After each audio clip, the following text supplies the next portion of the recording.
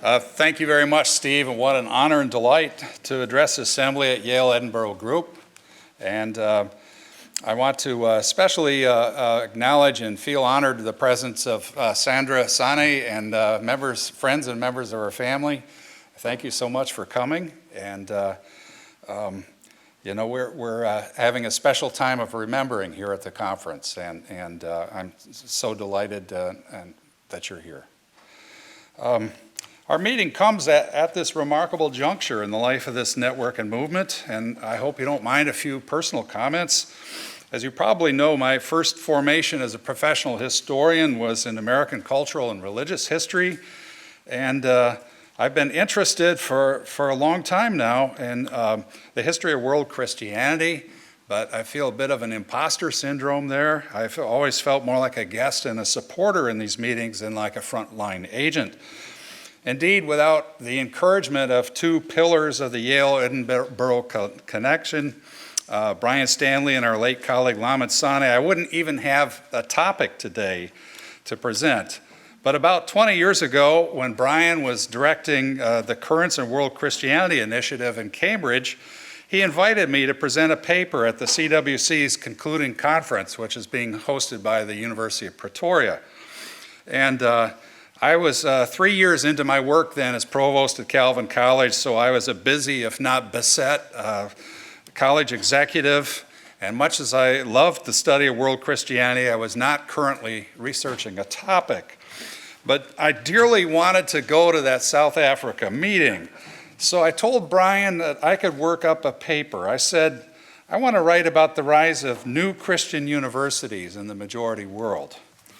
Now, that's an odd topic, perhaps. How in the world did I land on such an odd topic, and why at this kind of low-sugar moment of the day are you entertaining a talk on institutional history, you know? You deserve an explanation. First off, my whole career has been devoted to promoting Christian intellectual life, first in the U.S. and then in other parts of the world.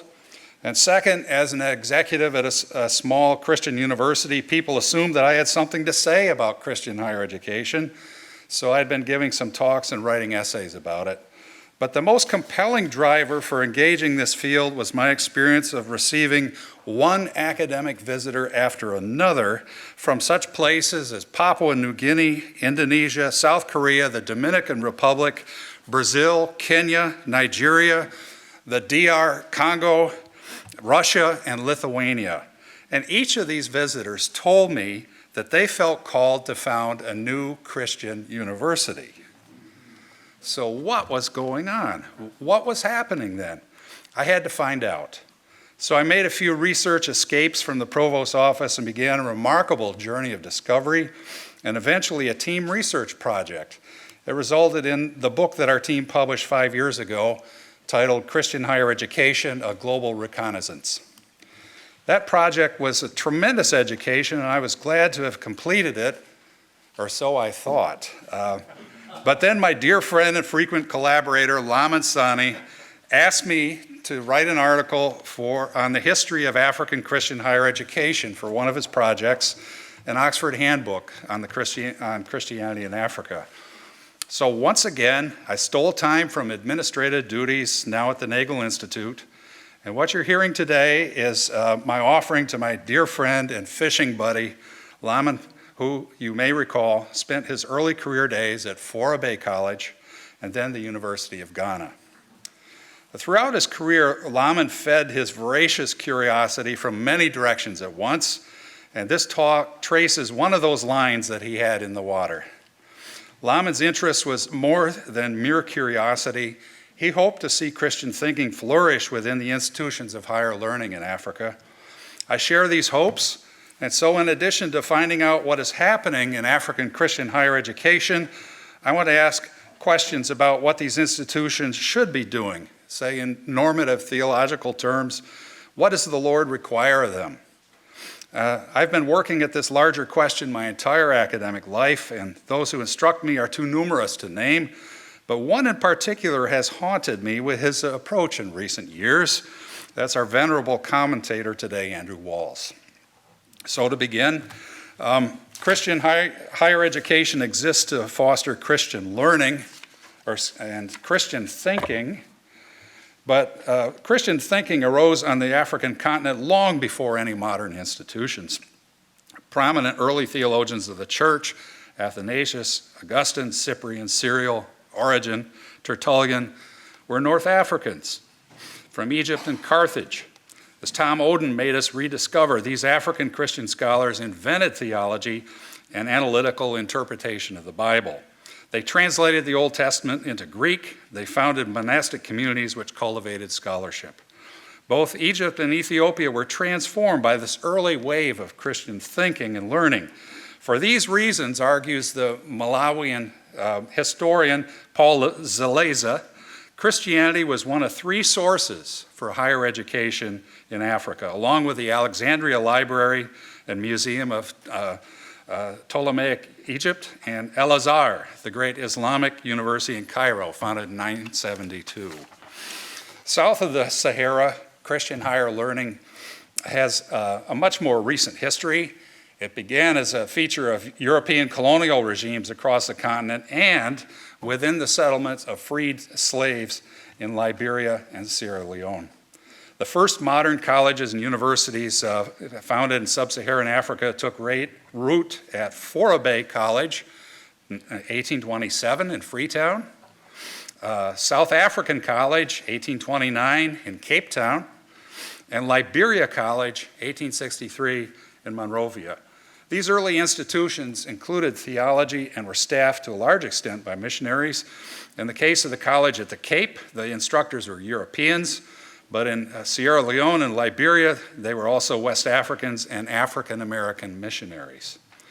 These early colleges were modeled after British and American centers of learning, which in the 19th century were often church-founded and tasked to serve broadly Christian purposes. Indeed, when the agents of Fourah College went searching for a university partner in England to certify their coursework and degrees, they chose the University of Durham, which had risen from a cathedral college that was founded on an explicitly Christian basis.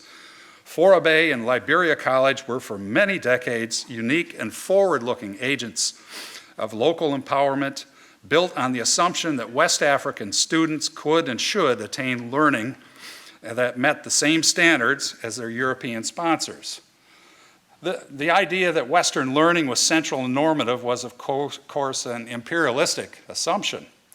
But beyond it, the missionaries argued something quite radical at the time, that West African students had the capacity and commitment to attain such an education.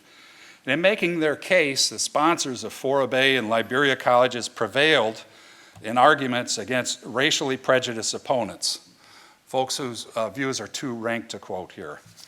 And frankly, colonial African settings elsewhere, educational institutions were designed to serve colonial purposes.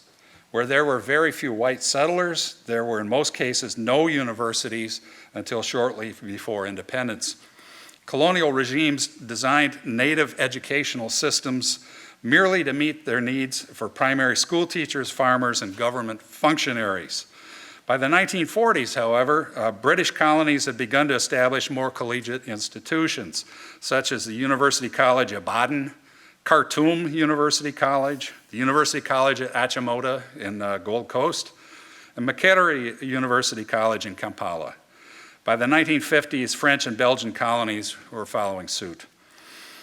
In heavily colonized southern Africa, settlers established a remarkable array of universities. In addition to South African College, later the University of Cape Town, settlers founded Stellenbosch University in 1881, the University of Witwatersrand in 1896, the University of the Free State, Rhodes University, and the University of Pretoria, all in 1904, and then the University of Natal in 1910. These institutions were for white students and only became part of they actually became part of a grand national plan to unify the white settler nation after the South African War. The first institutions to educate Southern African black people were missionary founded. Notably, Lovedale Institute, founded in 1841, established for technical, agricultural, and teacher training. And South Africa Native College, founded in 1916, later called the University of Fort Hare. And that was for university level studies. Fort Hare, said Nelson Mandela in his memoir, was a beacon for African scholars from all over southern, central, and eastern Africa. It was also very much a Christian institution with a Western educational agenda, aiming at forming a Christian professional elite for the region's black communities. Along the way, however, Fort Hare became a hotbed of protest against the region's injustices. The university attracted a very gifted student body. Among its alumni were the first presidents of Botswana, Tanzania, and Zambia, and the first black presidents of Zimbabwe and South Africa. Well, since independence, the main higher education story across sub-Saharan Africa has been the development of state universities, largely under a secular rubric. In the early 1960s, as new African nations were emerging, higher education was virtually non-existent in many places. There were only 41 institutions of higher education and 16,000 students in all of Africa. The new nations founded flagship institutions in the 1960s and early 70s under the banner of nation building in an atmosphere of new beginnings and high hopes, with support of governments and massive international investment in the form of foreign aid, philanthropy, North-South inter-university collaboration and co-accreditation, and scholarships for undergraduate exchanges and postgraduate professional development. For the rising churches of sub-Saharan Africa, however, the more immediate need was to build pastoral training institutes and degree-granting theological schools. The enterprise has never kept up with the continent's explosive church growth. In 1900, there were only about 8.5 million Christians in Africa, most of them in Ethiopia and Egypt. By 1950, eve of independence, many places this number had tripled to about 30 million. By 1970, 113 million Christians in Africa, and today estimates show well over 600 million Christians in Africa. And this volatile growth has created a chronic shortage of educated clergy. The renowned British mission scholar and ecumenical pioneer, Bishop Stephen Neale, toured East and West Africa in 1950. He was tasked by the International Missionary Council to survey the state of African theological education. He found only 70 or 80 such institutions. By the mid-1970s, however, there are 350 theological schools in Africa. And today, the most comprehensive directory lists nearly 1,500 such institutions. And these serve not only the older Catholic, Orthodox, and Protestant denominations, but the very numerous African instituted and Pentecostal churches as well. The Pentecostal ministerial training scene in particular is quite fluid and dynamic today, with new pastoral and lay training institutes springing up across the continent, many of them founded by urban megachurches and operated, initially at least, on the premises. Seminaries, Bible colleges, training institutes, however, are not the places where Christian theology, not the only places where Christian theology is studied. Universities in some African nations have faculties of theology, notably in South Africa's state universities and in a number of Francophone nations' Catholic universities. Other state universities, especially in Anglophone Africa, have faculties of religious studies. Unlike their counterparts in the United States, however, these religious studies departments frequently include courses in Christian theology, in native religious worldviews and practice, and in Islamic law, all of these taught not in some way bracketing religious faith, but from within these traditions. Thus, the website of the University of Ghana's Religion Department states, and I quote, that it is dedicated to the promotion of the scientific study of religions, but also continues with the promotion of high-quality theological education for a just, peaceable, and humane society. In American terms, quite striking. That's not like religious studies departments say at the University of Indiana. While these university courses began as training for teachers of religion in the schools, in some universities, the majority of degree students now in the Christian studies tracks in the religion departments are Pentecostal pastors. Theological seminaries and Bible colleges typically operate under straitened circumstances. Even with rapid church growth, they have to make their way in cash-poor denominations and serve students who cannot bear much of the operating costs. Sponsoring churches need to increase their educated clergy, but they have very limited means to support increased enrollments. So most of these institutions have remained small and are unable to benefit from economies of scale. Student-faculty ratios of only 5 or 6 to 1 are not uncommon, even while the faculty members might need to teach 5 or 6 subjects per term to cover the curriculum. And in Francophone Africa, Protestant theological institutions tend to be even less well-equipped than in Anglophone settings. A survey of these schools in 2011 revealed that unlike the Catholic institutions, the Protestant ones are marked by abject poverty in key domains, infrastructures, academic staff, libraries, research, and publication. Once again, Francophone Africa. Theological libraries have been chronically undersupplied. A study published back in 1990 found that the average size theological library had fewer than 5,000 volumes, while only 2% of the continent's theological libraries held 15,000 volumes or more. Some of you may have personal collections of that size. A great deal of attention has been given to African theological library development since then. It's been a regular item of interest, as Steve Croco could tell you, with the American Theological Library Association, also the Association of Christian Libraries, and it's a very large part of the library development work of the Theological Book Network. TBN has shipped several 100,000 titles to African theological libraries over the past decade. But institutional growth drives a demand for resources that far outpaces supply. Internet access, too, is developed only slowly across sub-Saharan Africa. Most theological institutions now have connections, but service may be slow. Many places experience power outages, and Wi-Fi is slowly coming into play. Western research databases for finding journal articles and ebooks, such as JSTOR, EBSCO, are available at highly discounted rates, or in some cases for free.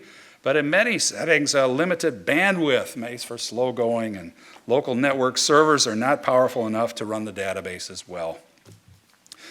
Catholics in Africa, to change the subject a little bit, have some of the best institutions and networks for theologizing. Their evaluators speak of a too rapid expansion of seminaries in order to keep up with the pastoral needs of the church, and of the continuing need to call on missionary educators because of the shortage of African Catholic theologians. Yet the enterprise rests on some strong institutional pillars. They include the Catholic faculties of Kinshasa, which owe their inheritance to the University of Louvain, founded in Kinshasa in 1954 with the assistance of the University of Louvain back in Belgium. Consider also Catholic Institute of West Africa in Abidjan, Ivory Coast. It's a postgraduate research center founded in 1975. It has Ivory Coast's best library. A third force is the Catholic University of Central Africa, founded in 1991, but it has campuses now in Yaoundé, in Douala, in Cameroon, in Pointe-Noire, in Congo-Brazzaville, and planned campuses in Libreville, Gabon, and Bangui, CAR. Add to this what's one of the best Christian universities in Anglophone Africa, the Catholic University of East Africa, founded in 1984 in Karen, a suburb of Nairobi. The main theme that runs across recent reviews of African theological teaching and curriculum has been relevance in the broadest sense of the term. Syllabi, textbooks, instructors, and their education, and Kwabena was talking about this earlier today, they often bear the marks of Euro-American contexts, even while the number and percentage of expatriate instructors in Africa continues to decline. In theology itself, the quest for authentically African modes of thought and action has continued for 2 or 3 generations now.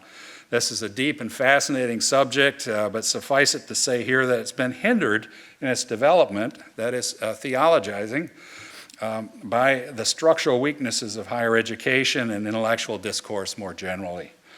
Indeed, these conversations seem to have lost traction in recent years. Those who have advanced education and critical skills to work out new patterns of theological thinking and learning seldom have the time or the space to do it. So we talked about in context of church growth in Africa, the harvest is plentiful, the laborers are few, so the most talented academics often have several church-appointed leadership tasks and are called on to be administrators too. Their theological writing suffers. Even so, the African theological education scene looks quite different now than it did 20 years ago. One huge change was the opening up, after the end of apartheid, of South African university faculties of theology to increasing numbers of students from other nations. The faculties at the University of KwaZulu-Natal and Stellenbosch especially have welcomed international postgraduate theology students from the rest of the continent. But the great engine on this track is the University of South Africa, UNISA, the massive distance university whose theology faculty has well over 100 members, making it one of the largest in the world.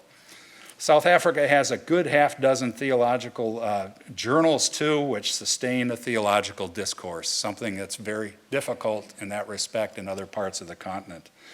Programs for advanced degrees are still proliferating in Africa today, and stronger regional institutions in many countries aim to serve with advanced degrees now the need for faculty members and the need for urban pastors. There are now 108 African theological schools or programs in theology that offer master's degrees, and 36 that offer doctoral degrees. Compared to the US and Canada, which have 270 accredited postgraduate schools or university programs in theology to serve a third as many Christians, African theological education is still thinly spread. Even so, it's come a long way in a very short time. A surprising new factor has emerged in African Christian higher education over the past 3 decades, the founding of more than 60 new Christian universities. Africa is one of the innovative hotspots in a worldwide trend. According to our worldwide survey done about a decade ago, 178 new Christian universities had been founded, say between 1980 and 2010. Most of these, Catholic and Protestant, include faculties of theology, but they offer a more comprehensive array of degrees as well. In Africa, at least a dozen of them are built on the foundations of older theological schools. 2 prominent examples are St. Paul's University in Kenya, built on St. Paul's Theological College, a century-old ecumenical Protestant seminary, and Uganda Christian University, a century-old ecumenical, which is built on a century-old ecumenical seminary, the Bishop Tucker Theological College. So these more comprehensive Christian universities are worrisome to veteran theological educators in Africa who fear secularization because of the preponderance of non-theological subjects. Others point more cynically to the desire of bishops and presbyters to milk these institutions for church income. Yet both St. Paul's and UCU now have several thousand tuition-paying students, which has made their faculties of theology much more sustainable. St. Paul's Faculty of Theology enrolls only 300 of the university's 4,000 students, but that's twice as many Divinity school students as it enrolled in the old days as a standalone theological college. Another critically important result of this move from seminary to university has been the development of advanced programs of theology, including the PhD degree.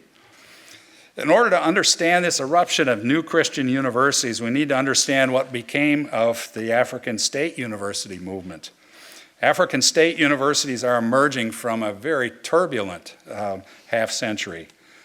As we've seen, the immediately post-colonial era brought high hopes with supportive governments and massive international investments. But by the 1980s, African universities were suffering deep financial cuts, and as falling commodity prices and inflated energy prices crippled African national budgets. World Bank and IMF advisors pushed these debtor nations to reallocate educational spending towards primary and secondary schools. and to cut their university budgets. And meanwhile, authoritarian regimes suspected these flagship universities of subversion and slashed their budgets for that reason too. By the 1990s, even the finest African universities were in crisis. To compound these problems, the growth of secondary education has driven a relentless demand for tertiary enrollments. It would only stand to reason, right? You invest in primary and secondary education, you have more secondary graduates, and so even though IMF is telling you to cut your university's budget, you're trying to enroll more students. Governments push their flagship universities to enroll far beyond their carrying capacities. New regional universities were founded and technical colleges were granted university status. So Nigeria, for example, founded 86 federal state universities by 2015.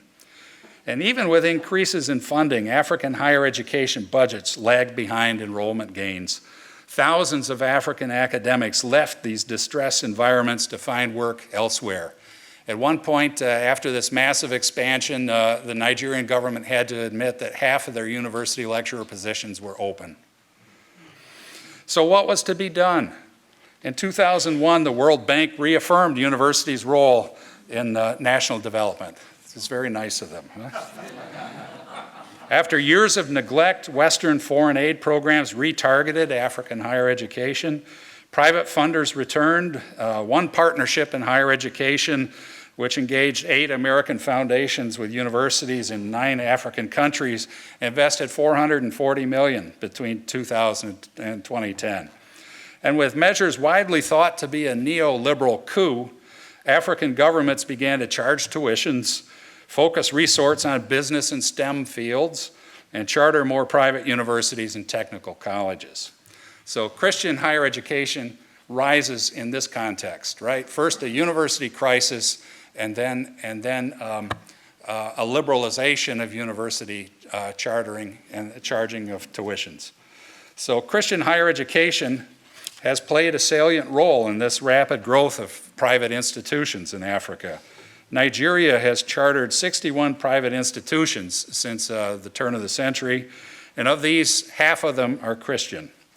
In Kenya, by 2014, there were 17 chartered universities and 13 more with interim authority headed towards charter, and of these, 17 were Christian. This trend is quite dynamic across the continent. Already at this meeting, I've gotten word of a couple of new Christian universities that have been founded.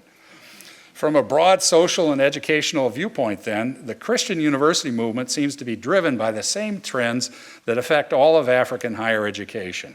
The massive demand for access, the digital technology revolution and the globalization of markets, the liberalization of government controls and ownership.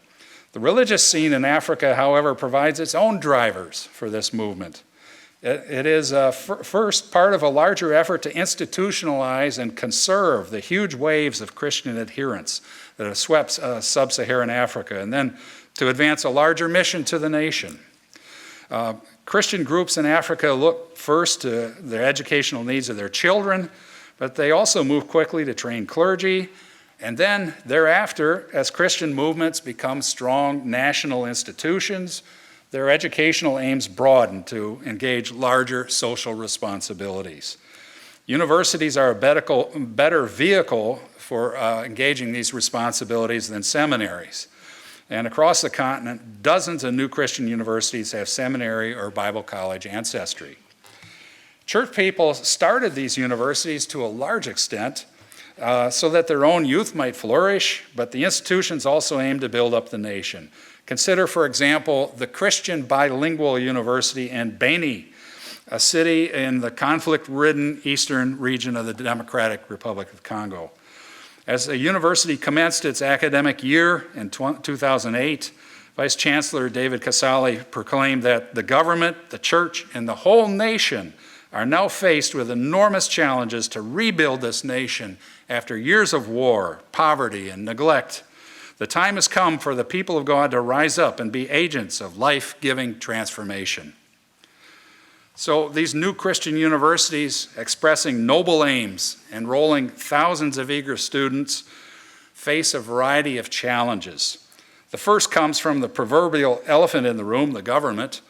African governments gave relatively slight attention to seminaries and Bible schools, but state ministries of education, after liberalizing the chartering of private universities, have been scrambling to establish basic standards and in this sort of land rush atmosphere, forming new institutions, to try to align these new campuses with their national aims and purposes.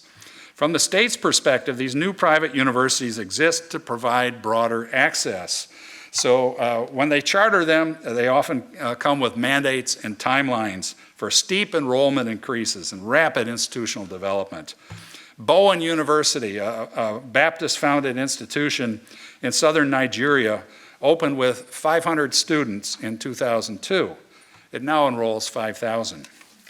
Covenant University, founded in 2002 by the Nigerian Pentecostal megachurch Winners Chapel, now has 15,000 students. Uganda Christian University, an Anglican institution founded in 1997, now has more than 10,000 students on 5 campuses. Officials cite this rapid growth as both a blessing and a challenge. Added tuitions help their budgets, but rapid growth strains their ability to recruit instructors, add facilities, and engage in thoughtful and distinctively Christian faculty and curricular development. The new African Christian universities also reflect some of the traits that mark the privatizing trends of higher education more generally. So what's higher education for? Is it public purposes or private purposes? The trend is privatizing, especially the pressure to narrow educational aims to job training and national economic development. The most fully developed curricular areas, and presumably those most heavily enrolled in many of these new Christian universities, are the commercial and technical fields, such as management, accountancy, and computer science. Indeed, nearly all of the new African Christian universities offer these fields, but few offer a fully comprehensive array of programs across the arts, sciences, social sciences, and humanities. They show other signs of fairly shallow development as well, such as very little evidence of research emphasis. New Christian universities, like the secular privates, tend to be rather top-down and authoritarian in governance and rely heavily on part-time instruction. Frequently, their libraries and laboratories are scantily equipped. But to be fair, these relatively new campuses often have facilities that are superior to those in the state universities. It's quite likely that these newly founded universities may have begun by picking the low-hanging fruit in higher education, the popular commercial and low-end technical courses, but while still planning to take on a broader traditional array of course offerings. And indeed, these trends seem to be in motion. A recent study of curricular offerings in 44 new African Christian universities found that 39 of them provide a major in business management or commerce. No surprise there. But more than half of them also provide concentrations in information technology and computer science. Again, no surprise. In these respects, they track closely with these privatizing trends in higher ed. But many of these institutions also focus on what are traditionally known as the helping professions. A dozen of them offer teacher education degrees, 10 offer degree-level training in health sciences or nursing, 10 more offer degrees in agriculture, and 9 offer law degrees. Another 21 of these offer majors in theology. And more surprisingly, more than half of them have some sort of natural science major, and 17 of them have arts, social science, or humanities majors beyond theology. So one might hope that some of the other privatizing traits have only a temporary life. A study of Christian universities in Kenya found out that while most of the recently founded ones still rely heavily on part-time instructors, many of them moonlighting from state university posts, the so-called taxi professors. The situation at the more mature Christian higher ed institutions has changed. At Daystar University and at Catholic University of East Africa, the percentages of full-time professors have been higher than those at the state universities. Other challenges stem from Christian educational mandates. These institutions announce Christian purposes and perspectives for learning, and they structure campus life to reflect Christian norms, yet most of them welcome qualified students regardless of faith. And these non-Christian students might chafe at taking courses in religion or having religious orientations infused to what most of society sees as non-religious subjects, such as accountancy. But some, no doubt, are frustrated by chapel or by behavior codes. Part-time professors, so common to African universities generally, don't see why their teaching might need to be different in a Christian campus. State officials decided that they want to accommodate religious educational partners, but they wonder why hiring criteria, curricular development, or student norms need to be different on Christian campuses. So while the idealism and courage and energy of these new Christian communities is heartening, they face the tremendous pressures in higher education to reduce university learning to gaining skills for a station in the workplace. In the developing countries of Africa, where funds are scarce and the need for knowledge workers is great, governments relentlessly push for science, business, and technology education over all else. And the Christians, for their part, consider it a matter of social justice for them to equip people to prosper. The Bible's vision of prospering, however, includes far more than commercial work and the creation of wealth. And the older and broader models of university education convey a Christian vision of peace and justice and the full flourishing of people and places more ably than do these new models of market-driven higher education. So the leaders of African Christian higher ed have to ask, what is it that makes higher education Christian? How do Christian universities advance the gospel's transformation of culture? With all the pressures that exist in the world today to reduce and commodify and instrumentalize higher education, how can these vulnerable new campuses nurture a flowering of Christian thought and culture? As I said at the start, I've learned from some profound scholars about Christianity's role in the life of the mind. But among them, only one, Prof. Walls, devotes much attention to the majority world. And he is eager to see the burgeoning Christian movements of the global South and East make greater progress in what he calls the process of cultural conversion, of working the gospel down deep into the roots of cultural identity. He identifies this work as a long-term and deeply scholarly task, and he calls Christian scholars in every part of the world to interact with the thought processes of the whole civilization. Walls lays this task first at the feet of theologians, but he recognizes the need for Christian insights from every realm of society. But the reality, as we've seen, is that Christian scholarship in Africa still resides mostly within theology and religion studies. And the new Christian universities, while showing a lively concern for Christian living and Christian witness, have not done much yet to incarnate this vision into their academic work. Very little original scholarship of any kind happens in them yet, much less inquiry driven by Christian perspectives, purposes, or practices. And African Christian educators face tremendous pressure to shape their priorities and structures according to narrowly instrumental values and aims. So what realistically might Christian scholars hope to see happening in these new universities? Professor Walls poses the idea for starters of developing small and disciplined communities of Christian scholarship, outposts rather than comprehensive agencies. He speaks of the Indian tradition of the ashram, a community of people living a simple life of worship and study together. He alludes to some outstanding examples he knows already at work in the global South and East, for example, ACI in Ghana. But he adds that the Christian ashram could rise in a pre-existing institution. The idea is to refocus the Christian scholarly life to a more disciplined, collegial, and pioneering spirit, not dependent on large institutional frames or big money, and free to pursue its dual orientation toward biblical and Christian thinking and toward the local culture. What Walls envisions, as he said, is not unlike the monasteries of early Europe. Cultivating communities of Christian thinking has to start somewhere, but I don't want to give up on the vision of a Christian university and what can be done in 24 fields at once at a comprehensive institution of learning. I hope for and work for universities that, as one of Prof. Wall's favorite theologians, Origen of Alexandria, taught, are devoted to bringing every realm of knowledge to Christ, the Logos. That's the vision still at Calvin College, where I'm still working. And it's the dream of many a new university serving under much more adverse conditions. Enacting such a mission, as Gerald Pillay of Liverpool Hope University puts it, it needs to be rather subversive, because today universities are being dominated by pecuniary values and a managerial mood.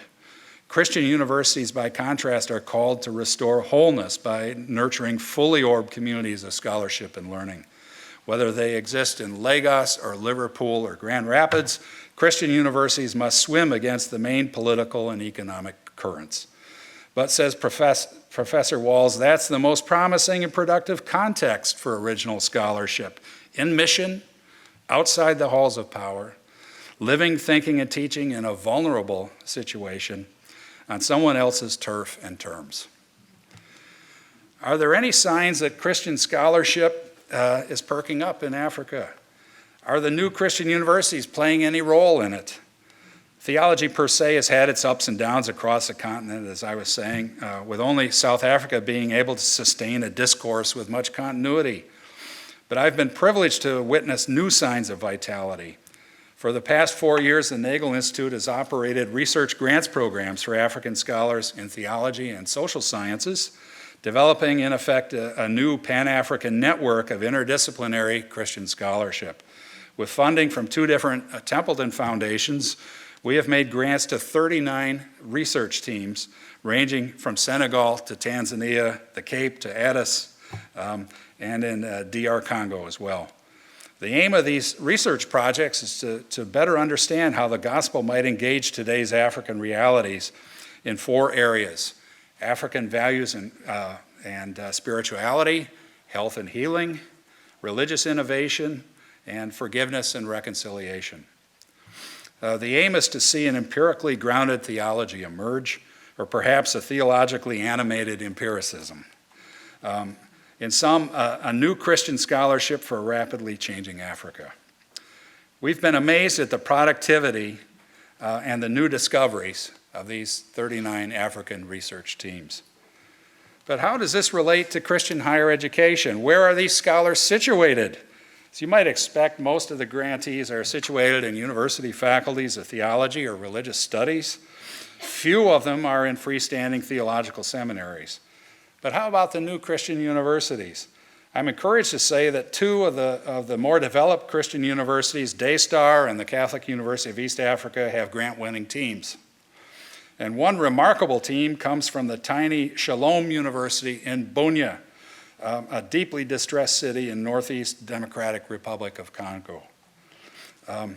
There we see the kind of creativity Prof. Walls hopes for, coming from outside the halls of power, living Christianly, thinking and teaching from a vulnerable position. So yes, I'm hopeful about the flourishing of Christian scholarship in Africa, and indeed for the new Christian universities of Africa. In spite of the daunting systemic problems and globalizing pressures they face, it's difficult to believe that in God's providence and with such great human ingenuity and daring, so many of them would have sprung up only to be turned into secular and narrowly instrumental directions. No, African history is full of surprises, and so is God.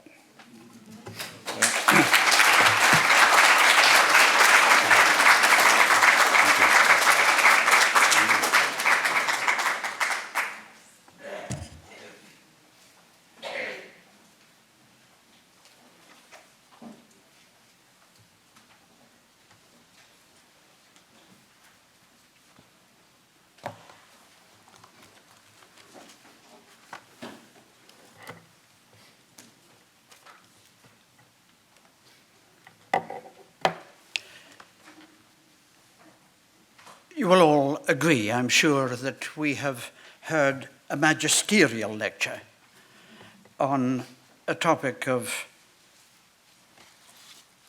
great importance for the good estate of Christ's Church militant here on earth. It deserves a better response than I can give. And so wide-ranging and deep-moving a survey requires something much more thorough than I can provide. But any sort of response has to begin with the opening passages of the lecture. We all join in gratitude for the life, work, and ministry of Lamin Sanneh. And we all share a sense of loss that one so central to the origins and the life of this group and everything that it stands for has been taken from us. Lamin was not only a scholar of the first rank, he was one of those few scholars who changed the way people think about topics of moment. While meticulous in detail, he dealt with the biggest and deepest issues of life and society and brought illumination to them. A strategic thinker, he opened new pathways for collaborative activity. Sincere in faith and generous in humanity, he was a dear friend who invariably made good things better.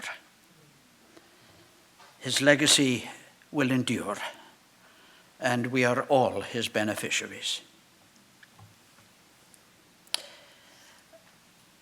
As the body of Dr. Carpenter's lecture, on which there's so much to ponder, I venture simply three principal observations. In the first place, I'd underline Dr. Carpenter's identification of the primacy of the missionary contribution to higher education in Africa over the factors of colonial and governmental policy.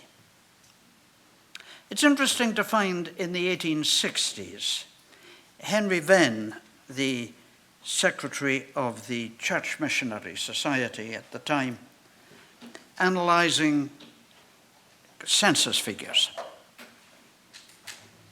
His conclusion was that Sierra Leone had, at that time, a higher literacy rate than either England or Prussia. And it had a higher proportion of the population in education.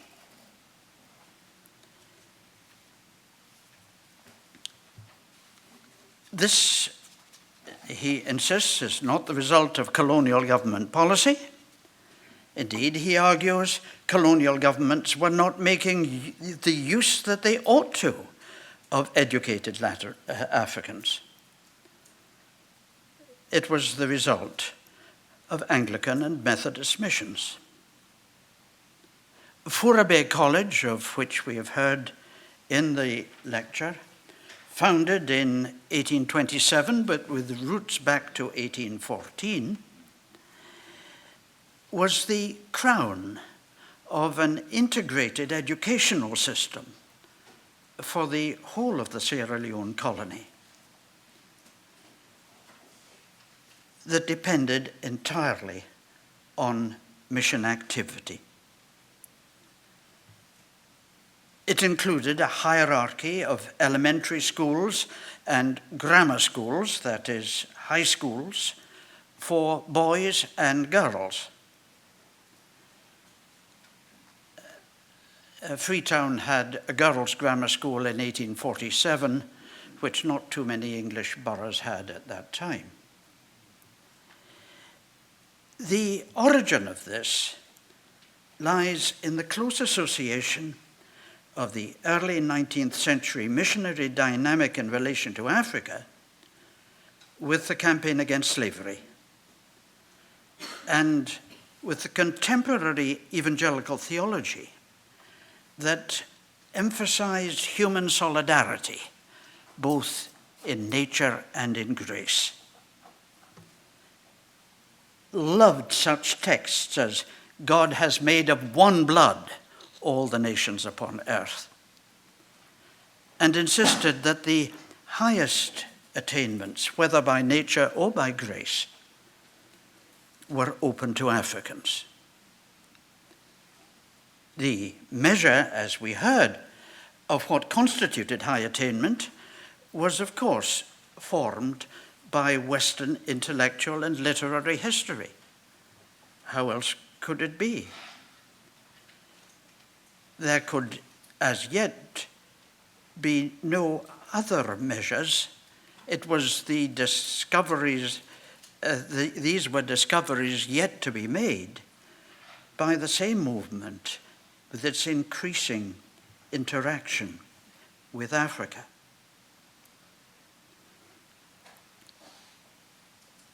Nevertheless, these considerations ensured that tropical Africa's first institution of higher education, Fura Bay College, which by the 1870s was offering degree programs in arts and divinity, was there in Sierra Leone. Even so, mission support for Fura Bay College was not consistent, but fluctuating. By 1840, the college was decaying. It was revitalized when assessments of the Niger expedition of 1841 opened a vision of Sierra Leone as both the nursery for African missionaries who would evangelize the interior of the continent. The expedition appeared to prove that Europeans couldn't live there, and therefore European missionaries would be unable to carry out this task. And that Sierra Leone could be the language laboratory for the whole of the continent. One result was the creation of the academic discipline of comparative African linguistics in the mid-19th century by one eccentric and rather cantankerous German missionary who'd been appointed to Fura Bay College to teach Hebrew and Arabic there. It's worth noting that other academic fields have since been pioneered in African universities. All over Anglophone Africa, as we've heard, there are universities with departments of religious studies. In many of those, most probably, you will find courses in African traditional religion, a program difficult to trace in British universities. The first such course was introduced in the first African Department of Religious Studies, that of the University of Ibadan in Nigeria in around 1947. Incidentally, departments of religious studies had existed in Nigeria for 20 years before the first such department appeared in Britain. From a British sense, departments of religious studies were pioneered in Africa. The educational and literary traditions of 19th century Sierra Leone produced intellectuals such as W.A.B. Horton, the first African to graduate from my own University of Edinburgh. Horton has his own place in the story of African national movements and national thinking. And Horton argued for a full-scale university for West Africa. World War II brought another period of eclipse for Fura Bay College. So much so that the post-war Elliott Commission that led to the establishment of the present universities of Ghana at Legon and the University of Ibadan in Nigeria, the first of the new development of state-sponsored universities.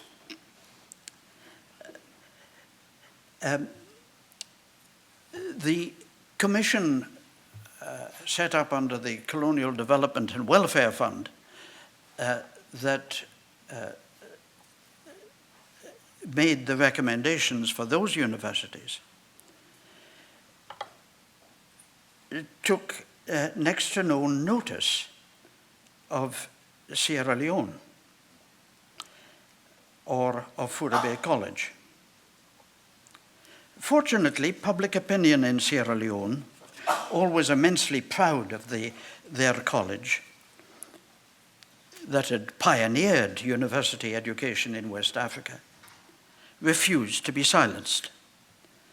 And in the 1950s, I had the high privilege of cutting my own academic teeth as a teacher at Furabe College in its transition from missionary institution to the public university of a newly independent state.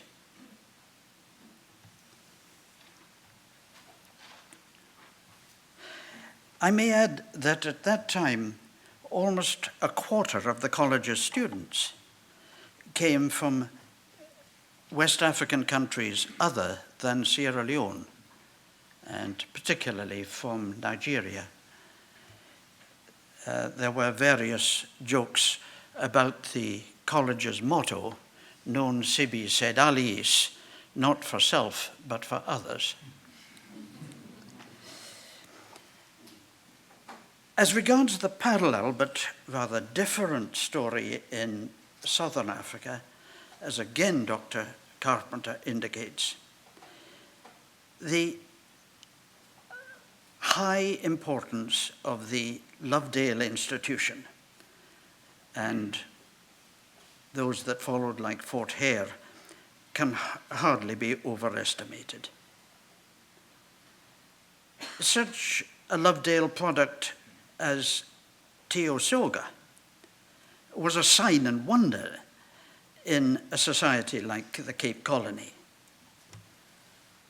And when Soga followed up his course with 7 years of arts and divinity in Scotland and returned a fully ordained missionary of the church, he did so as one of the best educated people resident in the colony, a standing source of irritation to white petty officials. As a second observation, may I now suggest a possible hidden factor in the history, only indirectly African in origin, and outside the sphere of the major missionary agencies. And that is the black colleges of the southern United States. These shaped the outlook and the vocabulary of some of the key figures of the African national movements. People who'd not been through the elite mission schools, but had made their own way to the West. Such figures as Kwame Nkrumah, Nnamdi Azikiwe, had their own ideas about the place and nature of the universities that they wanted in the new nations that they were to lead. If I may once more lapse into autobiography, in the 1960s, in those heady days of the new African nations, and bliss was it in that dawn to be alive, but to be young was very heaven. I served in the new model University of Nigeria, Nsukka, that Nnamdi Azikiwe had set up with himself as hands-on chancellor. Azikiwe was determined that the British model of the university, favoured by the former colonial power, would not monopolise Nigeria's university system. This new, truly Nigerian university would draw on models and personnel from all over the world. On one hand, from American universities, he was an admirer of the land grant system with USAID funding. On another hand, from the Karl Marx Institute in Leipzig with Warsaw Pact help. Everything from anywhere could be turned to the service of the new nation. The faculty in my day included people from 27 different nations. Oxbridge products with classical outlook jostled with African American matrons representing such discourses as home economics and secretarial studies. The presence of the black colleges was manifest. The religion department, before Vatican II had delivered its message, had both Catholic and Protestant membership. It had parallel programs in Christian and Islamic study. The Christian program required Hebrew and Greek, the Islamic program Arabic. And every student was required to take at least one course from the program, the other program to the one in which he was enrolled. It was all gloriously chaotic and chaotically glorious. And it was the most stimulating intellectual environment in which I have ever worked. An American black college also formed the background of one of the seminal figures in African educational history. May I once more, I hope for the last time, pull the Old Man Act. In British Sunday schools in the 1930s, we learned of great Christian figures in other lands. Only one African Christian was ever named, J.E.K. Aggrey, who had come to faith through an African-American mission in what is now Ghana and had received his education at Livingston College in North Carolina. We heard of his grand utterances. Only the best is good enough for Africa. Give us science and yet more science, but do not give us less Greek. We heard about his parables, about a piano where only the white keys were played and gave a limited musical experience. And especially his great parable of Africa as an eagle that had been brought up to think of itself as a chicken. Aggrey appeared on the international stage as Africa's eloquent spokesman on the Phelps-Stokes commissions in the 1920s and 30s. These commissions probably reflect the first, and I hesitate very much to move so deeply into Dr. Carpenter's own territory here, but I suspect they're the first serious foundation money to be devoted to education in Africa. In parentheses, we should record that perhaps the next such outlay came with the setting up of the Theological Education Fund, with the goal of massively improving African theological education at the highest level, which I mention for its special connection with this institution. The normative book list, intended to be a guide to libraries all over Africa, was compiled here by a predecessor of our chairman tonight, Ray Morris.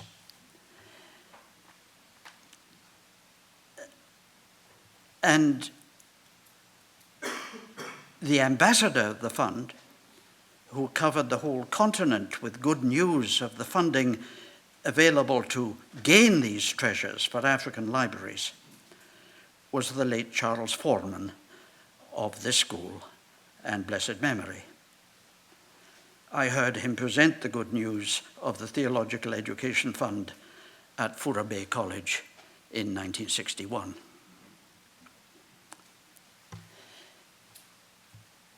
A third line of commentary involves seizing on one of the examples of development that Dr. Carpenter indicates and endeavoring to raise doctrines upon it, rather on the lines of a Puritan sermon. The example is the establishment through the vision of the Ghanaian theologian, the late Kwame Bediako, and his wife, of what is now known as the Akurufi Kristala Institute for Theology, Mission and Culture, recognized by the Ghana government as a postgraduate university for research in its own fields. Several members of the Institute staff are among us today. We should note that Kwame Bediako's academic credentials and pastoral experience would have assured him a welcome in the faculty of a university or a seminary. But he saw neither of these as sufficiently addressing what he saw as the crying needs in Christian provision for his day and nation. These are reflected in the original title of the institution, the Akurufi Kristala Center for Applied Theology and Mission Research. In other words, a new type of institution was needed, which would see theology in relation to the societies, history, languages, thought processes of Africa, and would engage in research, in investigation, discovery, adding to human knowledge. Many of you saw the film last night that captured something of what this new type of institution was about. A university institution with no undergraduate programs, with international in character and specifically Pan-African in character, ecumenical, based in a worshiping community where the office and kitchen staff led worship along with the teachers and students, exploring Christian faith in relation to old and to modern Africa. On the one hand, it's a reminder that Christian higher education in Africa may need to develop new forms that are new at least to the West. In another, it may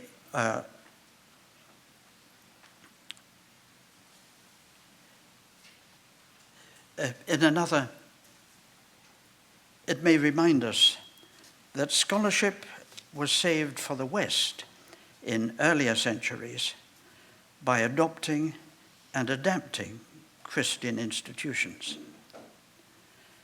The origins of the modern secular university lie in Christian monasticism. Though decently veiled in Latin, the motto of even the University of Oxford is still, "The Lord is my light." For the importance of the theme that Dr. Carpenter has brought to us and the cheering message of his closing words, I return to the inspirational figure of J.E.K. Aggrey. In our time, as Dr. Carpenter has shown us, Africa has become one of the world's major theaters of Christian activity, the stage on which much of the life and thought of 21st century Christianity will be acted out.